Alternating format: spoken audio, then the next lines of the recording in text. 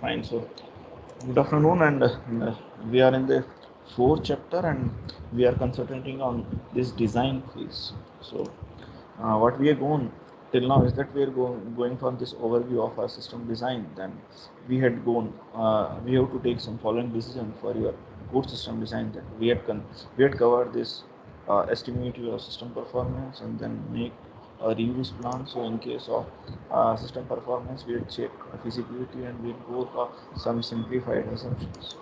Then we're going for this reuse plan. So we have two different aspects available. First is that either we can use the existing things that are being prepared by other developers, or we can create reuse some reusable things. So uh, this reusable thing includes your libraries. So you are having some qualities of good libraries. These are coherence, completeness, efficiency, consistency, extensibility, and the generosity.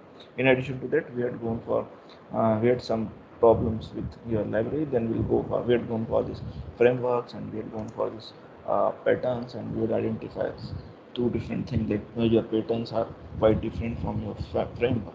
While in case of your patterns are typically for the small number of classes, while this framework is usually used for your broader scope or broader domain and covers your entire overall system. So these patterns and framework provide some general solution for a particular problem. So it provides a solution. Framework provides for broader classes, and the pattern provides for smaller number of classes.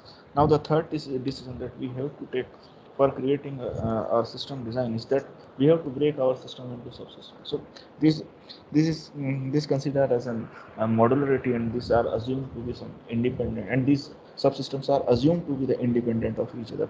Let's say for all, but let's say we are going from some smallest applications. So the first step in system design is to divide your system into the pieces. So the major piece of your system is usually known as the subsystem. So all the properties that a system contains is also contained by your subsystem.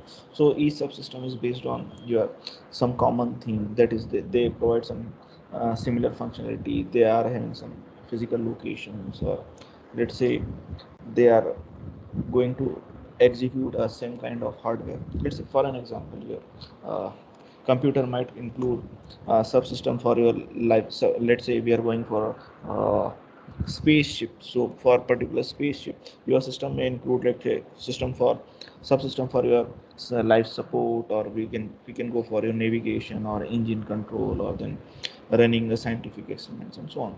So a subsystem is not an object or not an function, but it is a group of classes, and it is a group of classes with which are having association, operations, events, constraints, and that are interrelated, and that have a well defined and hopefully a small interface with other subsystem. So a subsystem is usually identified by the services it provides. So when we are going from, let's say, service, so your service is a group of related functions that share some common purposes, such as processing your input output, then drawing some pictures, or we go for this performing some arithmetic operations and so on.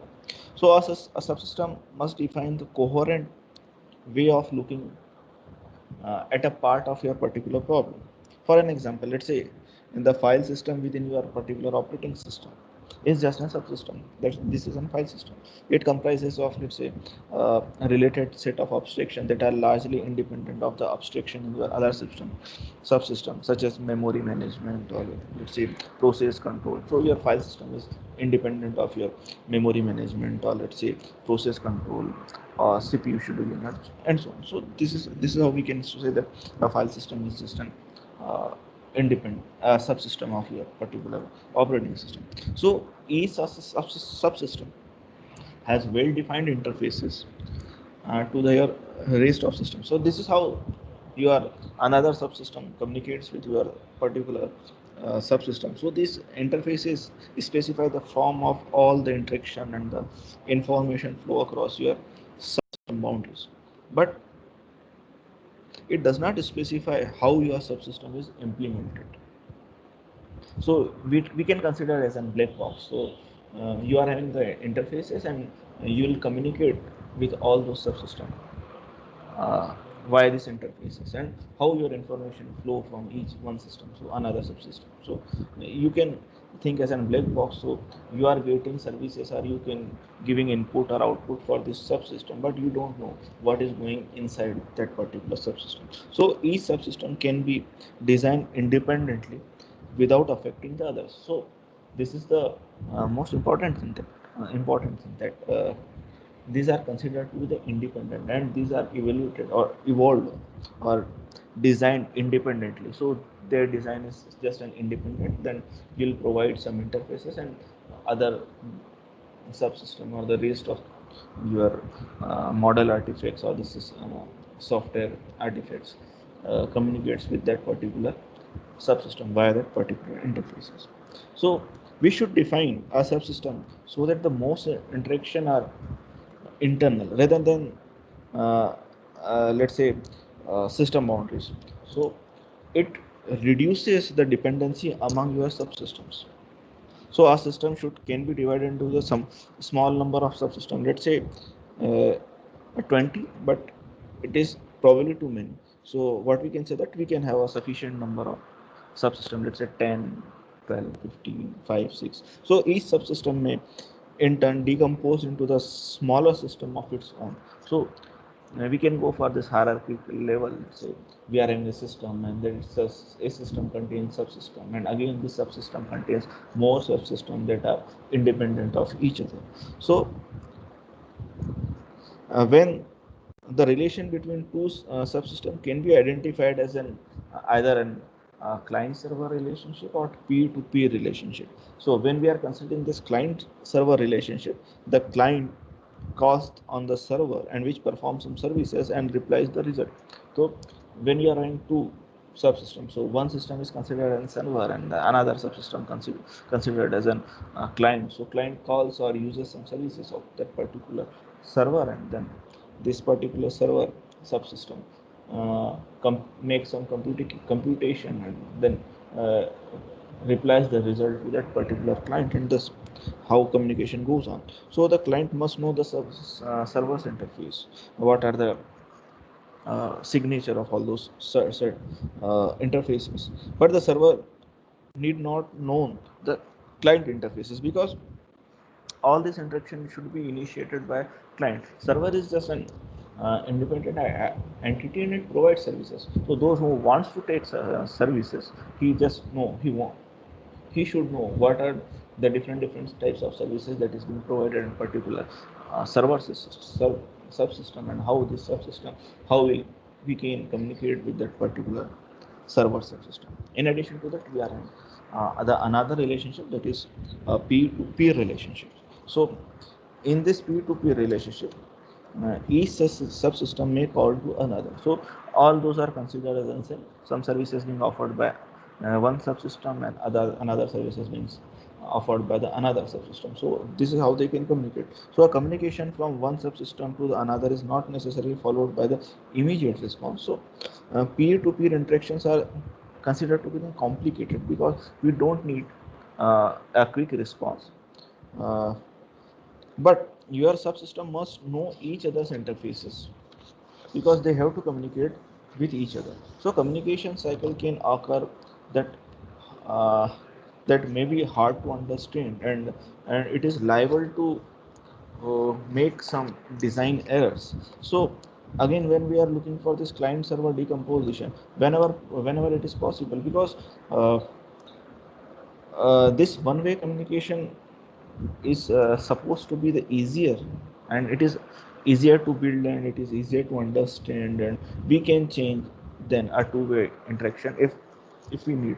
So the better is that we can go for this client server relationship, that one server, one uh, subsystem provides services to another, instead of going, let's say, peer to peer, that some work is done on this particular subsystem and then some work should be done on this peer to peer relationship. And this is again just an against your modularity, that each modules are supposed to be the independent of each other. And this is why we are saying that we are going for this client server relationship. This is suggested. Now when we are going for decomposition of our system into subsystem, this may be organized as a sequence of your uh, horizontal layers, or we can go for a vertical partition. So we are having two different system decomposition. Either we can go for horizontal layers, or we can go for partitioning, vertical partition. So when we are going from this horizontal layers, it means that we are having a layered system, and this layered system is just an ordered set of your virtual words. Let's say a set of tiers, or and each tiers is built in terms of ones below it, and it provides the implementation basis for the ones those are above it. So we can consider that these are layer A. Let's say we are in a layer A, and layer B resides on this particular layer A, and then layer C resides on the particular layer B. So what we can say that we can say that uh, each layer is built in terms of ones below it. So this layer is dependent on the layer below it, and independent of a layer above it. So the layer is dependent on a layer uh, below layer, and it should know what is the interface of that particular layer. So here in this way we are having a knowledge in one way only. Our subsystem knows about the layers below, but it has no knowledge of the layer above it, because it's just providing the services to the above layer. So a client server relationship exists between the upper layer and your lower layer. So upper layer is supposed to be the user of services, and the lower layers are just supposed as a provider of that particular services. Now in case of let's say in case of your interactive graphics system, let's say for an example, our windows are made from your screen operation, which are implemented using pixel operation, which execute your IO devices or IO operation. So each layer may have its own set of classes and operation, and each layer is implemented in terms of the classes and the operation of the lower layers. Or let's say again an example. Let's say we are in this SVV domain, so we are having different layers. Let's say we are having management, then we are having administration, and then a layer above is the faculty, and a layer above faculty is the students. So student doesn't uh, uh, so this is just a layered application. So each system are independent of we are saying that the upper layer is independent. Upper layer is dependent on the lower layer, but the lower layer or lower layer is just independent of your upper layer. It doesn't know what are the services being provided by students. For an example, I am just taking my class. So I am just in lower layer, and my on the above layer you are residing on the faculty layer. So you must know what I am going to teach. So you should know the interfaces of mine, and how will you communicate or connect to me, and what are the different topics that are I am going to cover.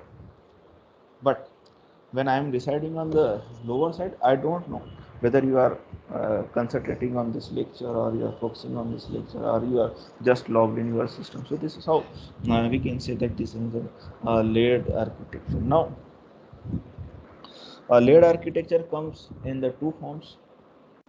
This is open and this is closed.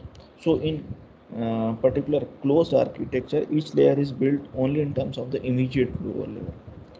So it reduces the dependency between your layers, and it allows the changes that is to be made easily.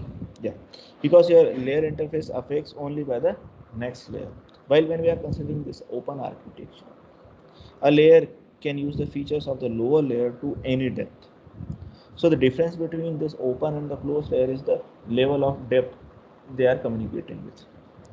So when we are considering this open layer architecture, this uh, layer can use the features of your lower layer at any depth, and it reduces the need to redefine your operation in each level, and thus it can result in your more efficient and the compact code that are available, because you don't need to provide again different features at particular level below when your service is being offered.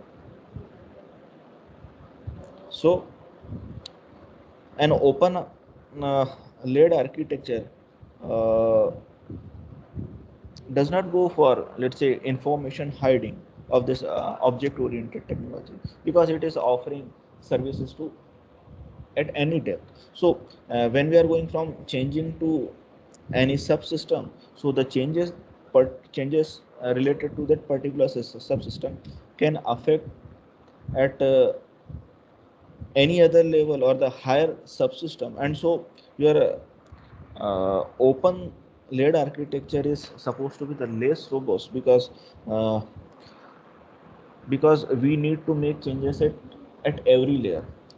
So uh, when we are considering the robustness, then your closed architecture is just an uh, most robust than your particular open architecture. When all these both kinds of architecture, let's say open layer and this closed layer, are considered as an useful, so which one to use, it solely depends on your system designer. So system designer uh, may weigh the relative value of their um, particular effectiveness or efficiency or the modularity, how you can go for all these things. So usually the problem specify specify only on the your top layer or on the your bottom layer. So top is your desired system and the bottom is your available resources, let's say hardware, operating system, or existing libraries. So if the disparity between these two is too great, then it is often, and it is usually often, then you must introduce an immediate layer to reduce the conceptual weight between your adjoining layers.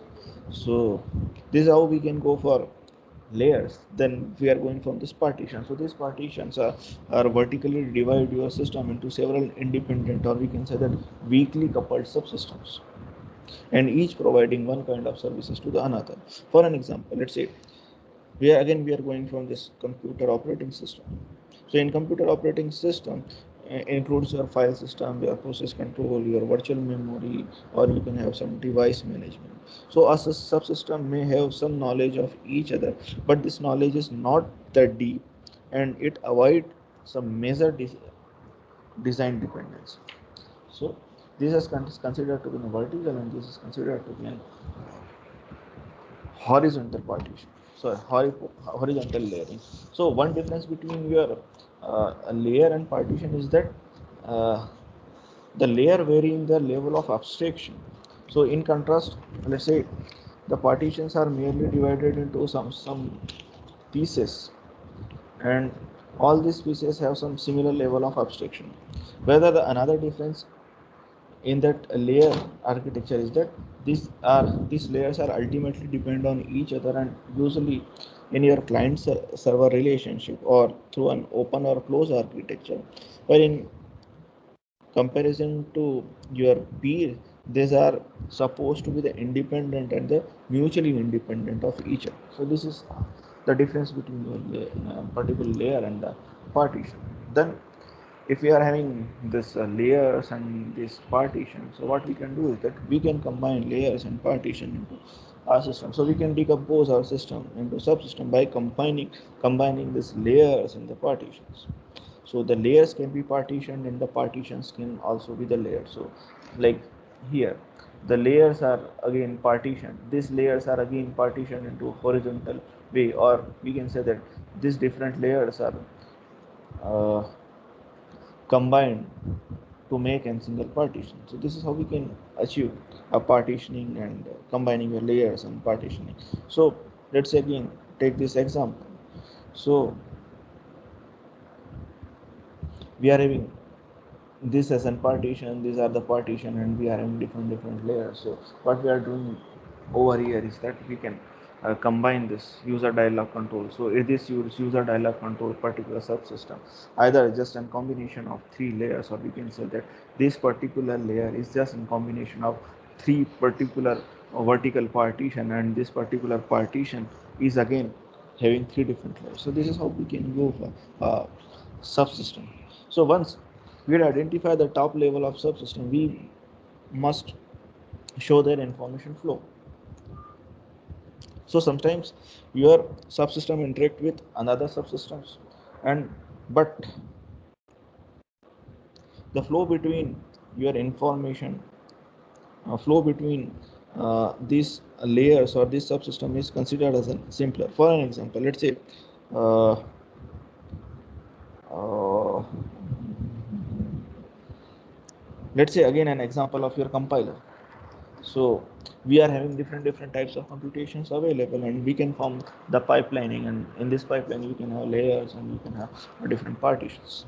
So let's say another take an example of this particular ATM example. So here there are three types of major subsystems are available. First is the ATM station, second is the consortium computer, and third is your bank computers. The topology is considered to be the very simple. Let's say this is in a star because all those are connected by your particular consortium computer. So this consortium computer communicates with your all ATM station as well as your uh, bank computer. So this architecture can be used as an station code, and then can we have some bank code, and this is how we can communicate with ATM machines and your particular bank. So this is how we can provide different levels of abstraction. So this is just a vertical partitioning of your particular system, and in that particular vertical partitions you are having different horizontal layers that are available, and this is how they can communicate. Let's say consortium computers reside in the center part and as a part of your star topology. So it communicates with your ATM station via some station code, and when it communicates with particular bank, so we are having some bank code like an IFSC code and so on. So this is how we can achieve a communication between all those systems, and these are considered as an interfaces. So it provides an a station code. So it provides some interfaces, and this ATM communicates with particular interfaces over here by providing the station code as a parameter or the argument in that particular in, interface of this particular subsystem. Then after identifying, or let's say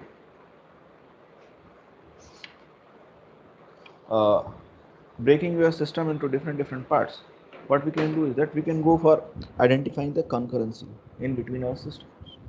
So how we can achieve in this concurrency? So when we are in the analysis model, so just like in your real world or in your hardware, all objects are considered to be the concurrent. But in case of your implementation, not all software objects are concurrent. So again, we are in two different uh, facts available. First is that when we are in the analysis model, we are mapping the real world or your hardware. All objects are supposed to be the concurrent. But when we are going for the implementation view, not all software objects are considered to be the concurrent, because the one processor may supports many objects, and in practice we can have we can implement many objects on your single processor. But if the objects cannot be active together, the one important goal of your particular system design is that uh, we have to identify the object that must active concurrently, and the object that are mutually exclusive activity that are performed. So what we can do is that we can fold the later objects, let's say mutually exclusive objects, onto a single thread of controller, or let's say we can go for your particular concurrent task. So when we are in this particular concurrent task, we will start it by identifying your inherent concurrence. So let's say in particular state model, so your particular state model is just like a guide to find identify uh, different concurrency, because you are in having a state on it provides an uh, dynamic behavior of your system, so we can identify over there the different concurrency, and we go on for the concurrency level over there. So when identifying this subsystem or going from this design, first we'll go for the state model to identify the different concurrency. So the two objects that are inherently concurrent are just like, if we can say that these two objects are inherently concurrent if they can receive events at the same time without interacting. So if the events are unsynchronized, then we cannot fold our particular objects into a single thread of control. For example, say the engine and the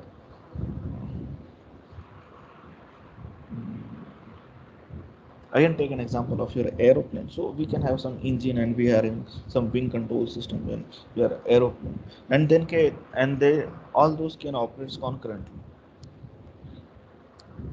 But we are not saying that these are operating concurrently, but these are not completely independent. But yeah, when we are considering this independent system, or we are considering the subsystem, these independent systems are desirable because we can assign them to different hardware units, and without having some communication costs. So when we are considering these concurrencies, we can suppose that we are having some different subsystem, and these different subsystems are assigned to a particular hardware, and this independent system have no communication cost in between them.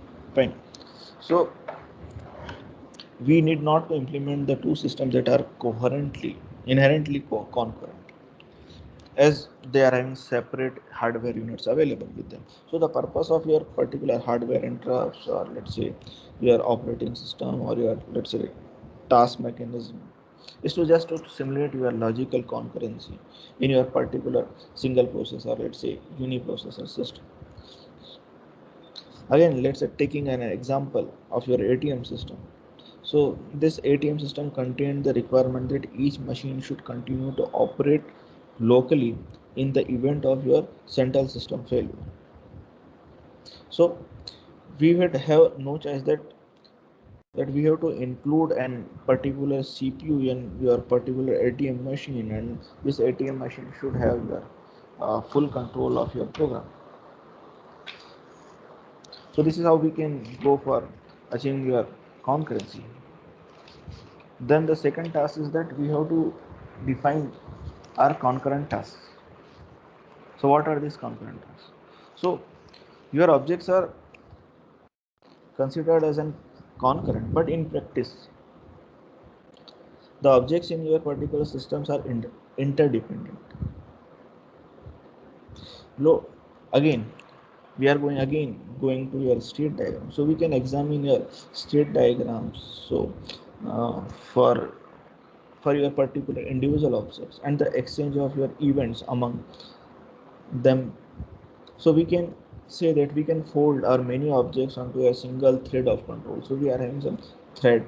So a thread of control is just your path right from your a set of state diagrams on which a single object at a time is particularly active. Right. So a thread remains within your state until your object sends an event to the another object, and it waits for the another event.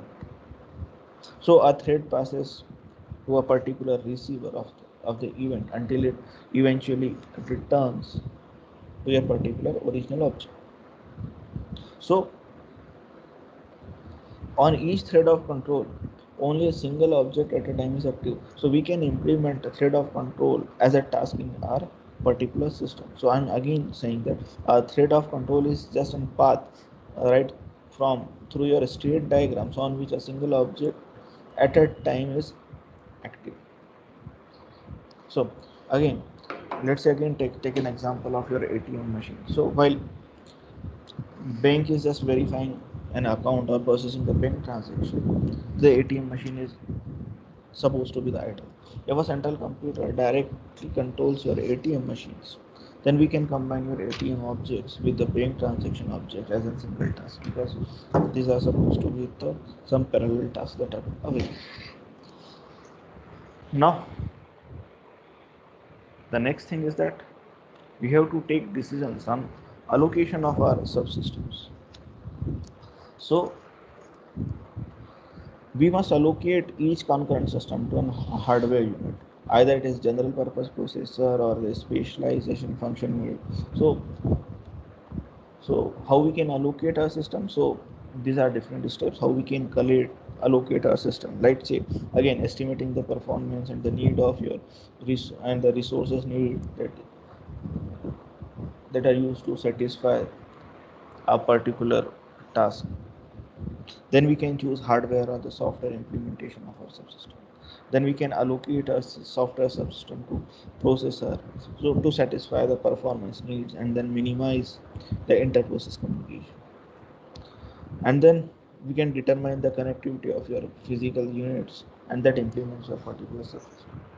So I'm starting with this estimate the performance of the needs and the resources to satisfy them.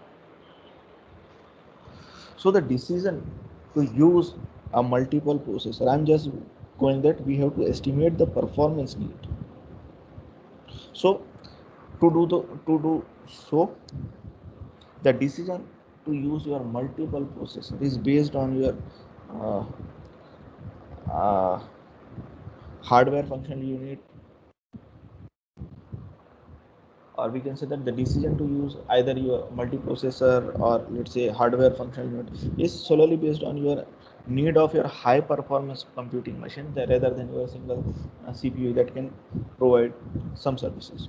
So the number of processors required depend on the volume of computation and the speed of your particular machine. Let's say again we are going from some example, let's say a military radar system. So this military radar system generates too much data in too short time to handle, and this is difficult to handle on a single CPU. Even we are having some large CPUs are available. So what we can do is that we can go for many parallel machine that can digest that data before analyzing any thread.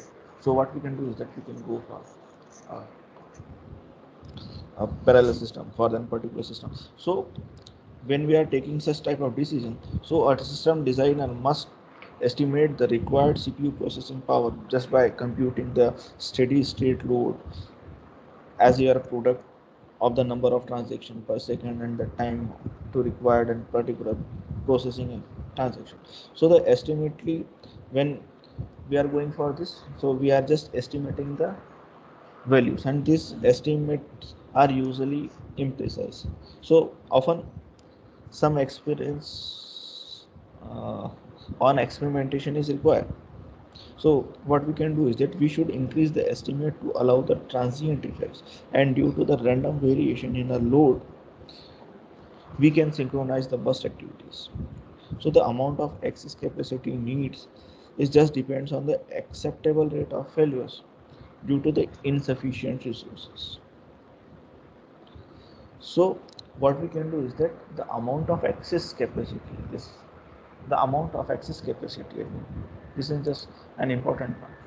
The amount of your excess capacity needed depends on your acceptable rate of failures due to the insufficient resources. Let's say we are having students in our classes, so let's say we are assigning only 50 uh, 30 computer labs, and let's say 40 students come into our system. So what we can say that um, uh, we have to assign 40 computers to particular system, or let's say again the acceptable rate of failure is just, let's say not all 40 students are coming in our class. So what we can do is that we can go for 35 or 37 computers. So this is my acceptable rate of failure. So my acceptable rate of failure over there is just 5 or 6 computers are leaking in our lab. So this is how we can go for estimating the performance of your particular node. So again, taking an example, let's say ATM machine. So uh, how this ATM machine communicates with user is that it must do and provide a user interface and possibly some local processing. So at most a single CPU is sufficient for each uh, ATM machine. Then your consortium computer is essentially just a routing machine. It receives ATM requests and dispatches them to an appropriate bank computer. So when a large network might need some partition way how to involve the multiple CPUs associated with your particular bank computers, or let's say with your ATM machine. So bank computer perform the data processing, and it involves highly relatively straightforward database application. So the database vendors have single processor or multiple processor version, and how this your database communicates or processed by your system is just in your vendor dependent. So you have to check or you have to find what are the product specification for just again going for this particular ATM machines, or let's say again your database system.